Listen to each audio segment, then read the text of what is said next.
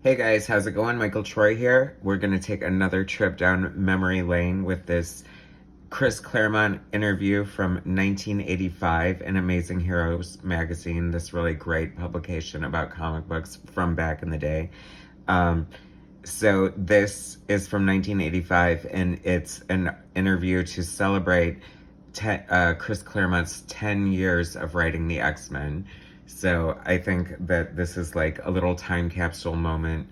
He went on to write the X-Men consecutively for 7 more years, give or take, and then would famously leave for a while and come back. But this is definitely like at the height of X-Men fever. There's this great cover here by this up-and-coming artist named Henry Mayo. Anyway, really fun stuff in this interview. Can't wait to show it to you guys and share it with you.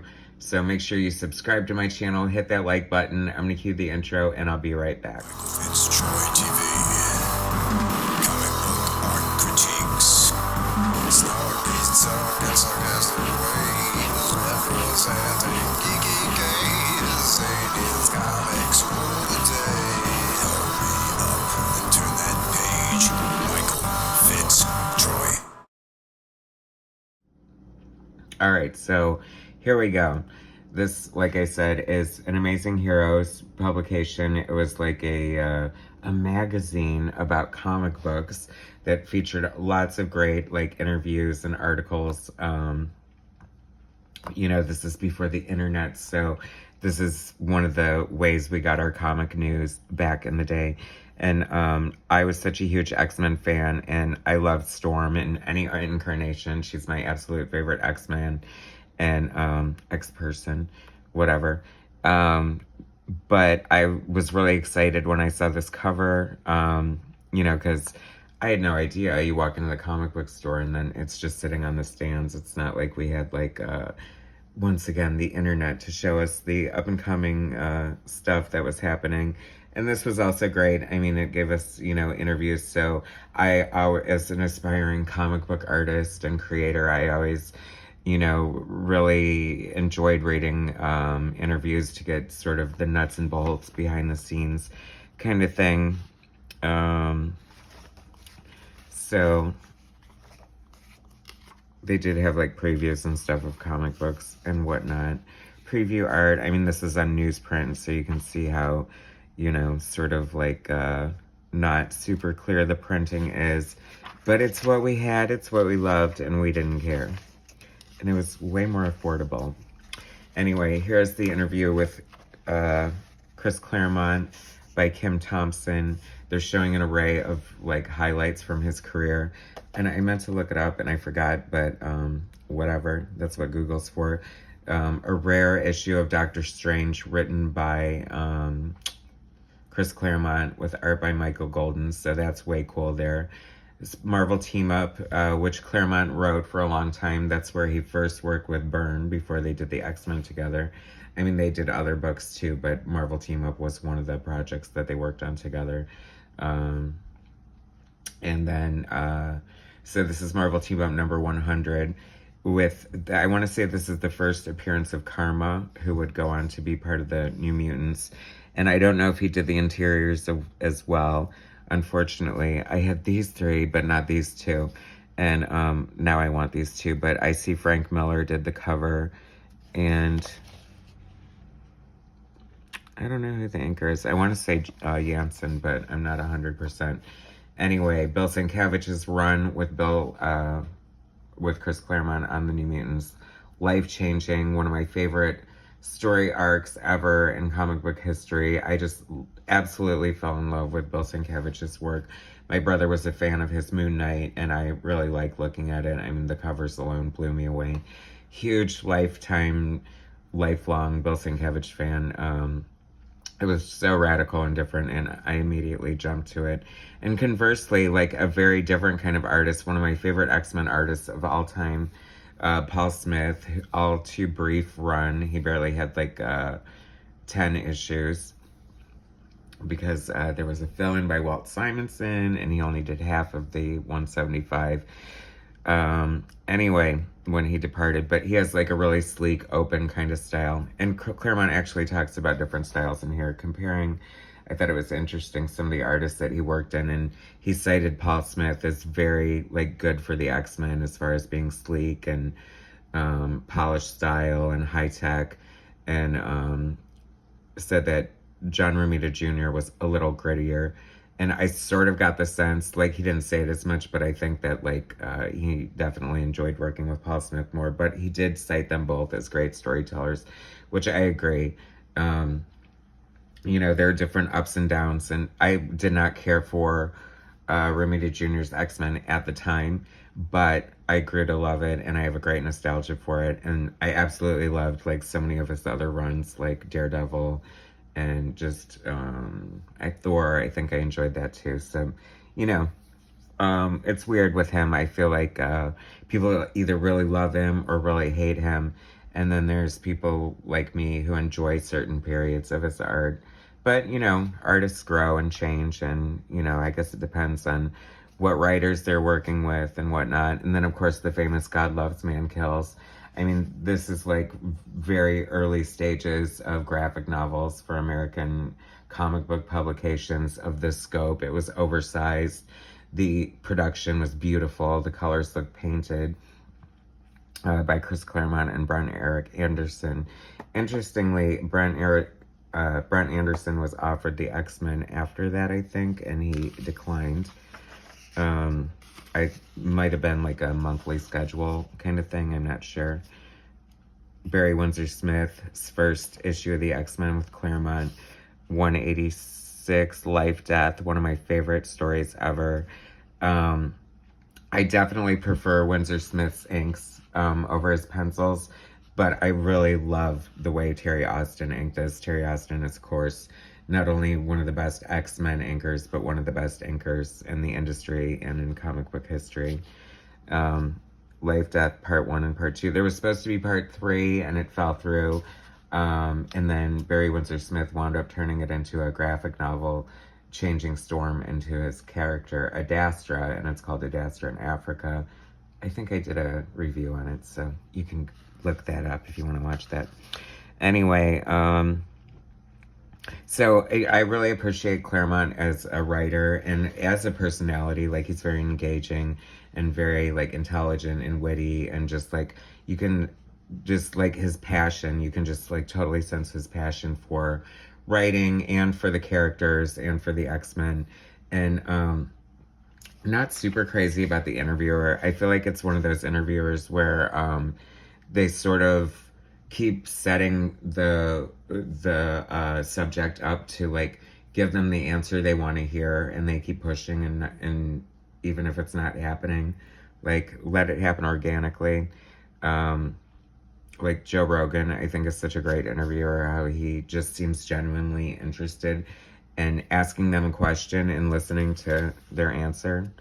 Sorry to slam the interviewer, but I just felt like there was a little bit of that. And I've read tons of articles where that happens. I've interviewed people, and I always feel like you just want to bring out the best in them, and sort of, you know, I'm genuinely interested in the insight of what people like Chris Claremont have to say about the writing craft. And he talks about working with different artists and how, and it definitely shows. I think that it was luck, but it was also having the smarts to know, like, he says that he really preferred working with artists who are into having input into the story and doing collaborations, and you know, serving their strengths and letting them have says and things like that, because, you know, he said, you know, you need inspiration doing a monthly book, and I think that comes from great collaborations. And I think that it kind of dawned on me that that's what's sort of missing from modern comic book runs. Like, you don't have these great runs with these great collaborations. I mean, of course, there are exceptions to the rule, but it's like you had so much of that at any given point. And just the fact that Claremont was able to work with so many brilliant artists over the course of his tenure on the X-Men to such satisfying and amazing results. I mean, that takes a certain level of talent and skill or self-awareness as a writer to just sort of find that balance. And I just thought that's pretty amazing. He also talks about like other writers writing his characters and how he feels about it. And he said sometimes it's successful, sometimes it's cringy. And he talks about he said they were getting pages for Heroes for Hope, the benefit comic book that was like We Are the World of comic books. And incidentally, I found it very interesting to find out that Jim Starlin and Bernie Wrightson kind of came up with the idea and pitched it to Jim Shooter. And then they came to Claremont and was like, we want to use the X-Men. Do you want to be involved? And he's like, of course I do. And it was very organic how it grew and just came together. I mean, it featured so many great people, like, which explains how they were able to get Stephen King to write for it and how amazing. But the point I was going to make is he said that, they got the script pages for Alan Moore's contribution, which was illustrated by Richard Corbin, a couple of pages of Magneto, which were freaking amazing. And he was just saying, like, it was like 3 pages of comic, but a 10-page script. Sometimes a panel would have a page and a half of description, describing the books that would be on Magneto's bookshelf and just like what a strong grasp of the character he had. And he just thought that that was amazing, for him to have such a strong opinion and grasp on the character, having never written for him before. And then he admitted to, sometimes writing other characters for Marvel Team Up and having the regular writers either praise or damn him. So, he's very humble in a lot of ways and just very, self-aware of his strengths and weaknesses. And I have nothing but respect for him. I mean, he's part of the reasons I love comic books so much. Even given the opportunity, he doesn't disparage people. Famously, John Byrne and he have clashed over the years, and that is never mentioned in here. To his credit, he's a gentleman and a class act like that, so I really respect that about him. He does, voice his opinions when necessary, so I appreciate that as well. And these are some of his favorite books that he was reading at the time: Nexus, Swamp Thing, Thor, Power Pack, John Sable Freelance, American Flag, Love and Rockets. I mean, what a time capsule alone this collection is, right? I mean, what a great era in comics. It's so weird. So this pretty much comes kind of in the middle of his run and career on the X-Men and all the great things. He cites the Wolverine miniseries as one of his favorite things that he's done, the X-Men graphic novel, Life, Death. And he's also very generous as far as saying that, like he felt like the Wolverine miniseries should have just said by Chris Claremont and Frank Miller, because it was so much of a collaboration as far as plot and storytelling and story elements and things like that. I guess I didn't really remember this. Like, I was toying with the idea of becoming a Cerebus fan or just like reading it or whatever, and I just don't think I can do it. I think if it was meant for me, it would have happened when I had the opportunity first time around. But apparently they went after Dame Sim for doing Wolveroach, and the only reason why is because it was 3 consecutive covers, and I think that goes beyond parody.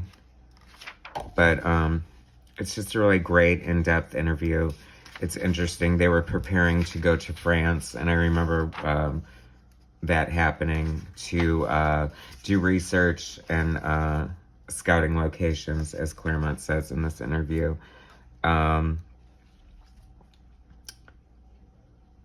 Shoot for the trial of Magneto, X-Men 200. Crazy, huh? Too bad they don't... and then he cites like his early issues of Miss Marvel as dumb, embarrassing, lame, stupid, and puerile. And I've always been a fan of Miss Marvel, so I haven't read like her old books in a long time, so now I kind of want to read it and see what he's talking about. But I think he was speaking more to his growth as a writer and how you're going to have that with any creator.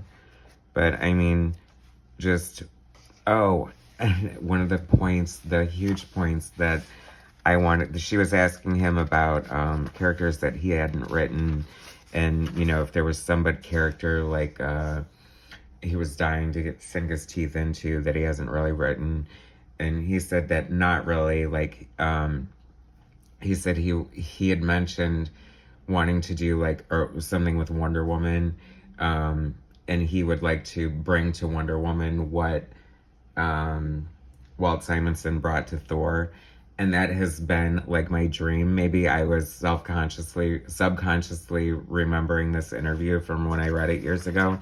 But that would be such a dream come true. I think that would be amazing. I don't know if, I think he might be contractually bound to Marvel exclusively. But if there's one thing that I would love to see, it would be Chris Claremont's Wonder Woman illustrated by Jim Lee. Because Jim Lee's done Superman with Brian Azzarello. He's done Batman with, what's his name? Who's that writer that did Hush? The name is escaping me for a second, and I'm super embarrassed that I can't remember his name right now. Jeff Loeb. Yeah, Jeff Loeb. And, so he's done Frank Miller's All-Star Batman and Robin, and then he did the Hush story, but he did Justice League, but he did Brian Azzarello Superman, but he has yet to do like a great solo Wonder Woman project. And I think that Chris Claremont and Jim Lee on Wonder Woman channeling Bill, or what Walt Simonson did on Thor. I mean, just start printing that money. You know what I mean? My God, that would be so epic and amazing. So, God, I wish that would happen. That would be so cool. And that's my final wish and my final thought. I'm glad I remembered to throw that in at the end. So let me know, would you love to see Chris Claremont write Wonder Woman? How epic and amazing that would be. I just think he just is known as like such a great writer for females, and he would bring so much to the character. I think it's kind of what she needs right now. She's got a lot of great things going on, but it's so hit or miss with her. And I think that would be a huge hit. Anyway, this is so cool. I love this book. I died when it came out. It's so amazing. Amazing heroes. I got other back issues I'm going to be looking through, so I hope you guys enjoy this sort of, explanation of these interviews. Anyway, thanks so much for watching. I super appreciate it. Please subscribe to my channel if you're not already. Hit like, share my content, and I'll bring you some more soon. All right, thanks, guys.